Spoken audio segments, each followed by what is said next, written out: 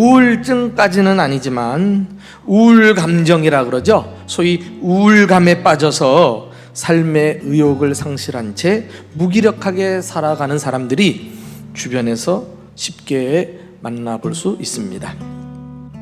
이 우울감을 또 다른 용어로 자기연민, 소위 셀프 피티라고 이야기합니다.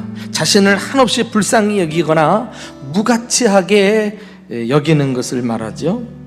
그래서 자기연민은 죽고 싶을 만큼 삶의 의욕을 사라지게 해서 일상을 무기력하게 만드는 것입니다.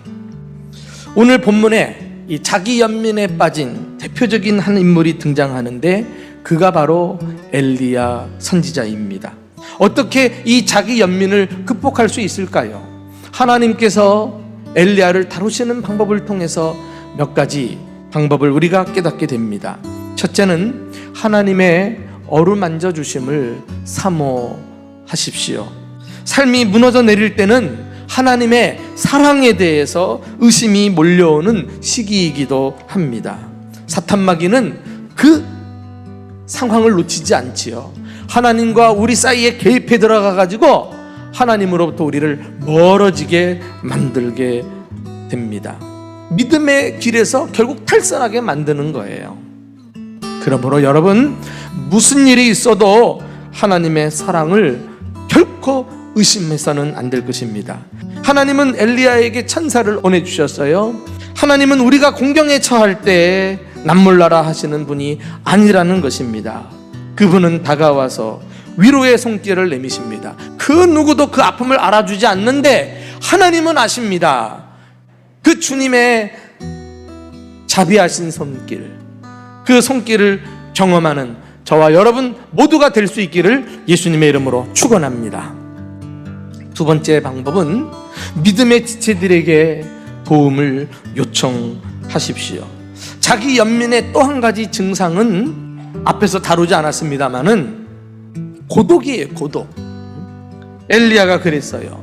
내가 만군의 하나님 여호와께 열심히 특별하오니 이는 이스라엘 자손이 주의 언약을 버리고 주의 제단을 헐며 칼로 주의 선지자들을 죽였음이오며 오직 나만 남았거늘 그들이 내 생명을 찾아 빼앗으려 하나이다.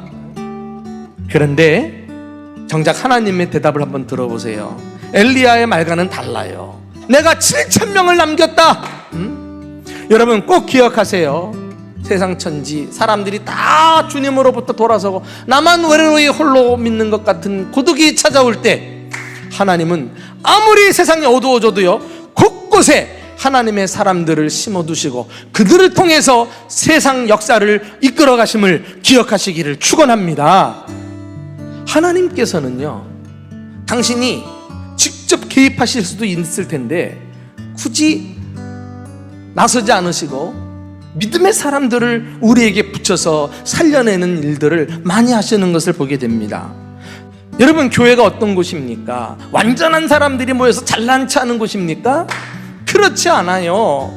교회는 서로 부족한 사람들이 하나님의 은혜를 얻기 위해서 함께 모여 사랑으로 선행을 격려하면서 세워주는 공동체입니다. 나는 우리 대전중부교회 구성원들 한 분 한 분이 하나님 나라를 이 땅에 이루는 일에 다 같이 쓰임받을 수 있기를 예수님의 이름으로 축원합니다. 마지막 세 번째로 우리가 자기 연민을 극복하려면 자신의 사명을 다시 점검해 보시기 바랍니다. 삶의 위기는 사명의 자리를 이탈한 데서 오는 거예요. 오늘 엘리야를 보십시오. 로뎀나무 그늘에서 또 칙칙한 굴 속에서 자신의 몸을 숨기고 힘들어하는 모습은 이것은 엘리야의 진정한 모습이 아닌 것입니다. 그는 굴 속을 팍차고 나와가지고 세상 가운데 하나님의 뜻을 선포하는 선지자여야 했던 것입니다. 하나님께서 이런 엘리야를 어떻게 사명을 회복시켜 주시는가 보실래요? 여호와께서 그에게 이르시되 너는 내 길을 돌이켜 광야를 통하여 다메섹에 가서 이르거든 하사엘에게 기름을 부어 아람의 왕이 되게 하고. 그 이후에 계속 그가 할 일을 하나님이 가르쳐 주셔요. 너는 내 길을 돌이켜. 그의 할 일을 다시 깨닫게 되자 그는 더 이상 어두운 굴 속에 남아있지 않았어요. 박차고 나가서 세상으로, 그리고 세상을 향해 나아가는 사명자가 되었습니다. 이제 올 한 해가 다 지나갑니다. 앞으로 코로나19 상황이 어떻게 전개될지 누구도 장담할 수 없는 어려운 현실에 우리는 더 이상 상황을 보지 말고 눈을 들어 하나님을 바라보면서 하나님의 사랑의 손길로 치유를 받고 사명을 깨닫고 힘있게 일어서서 승리하는 저와 여러분 되시기를 예수님의 이름으로 축원합니다.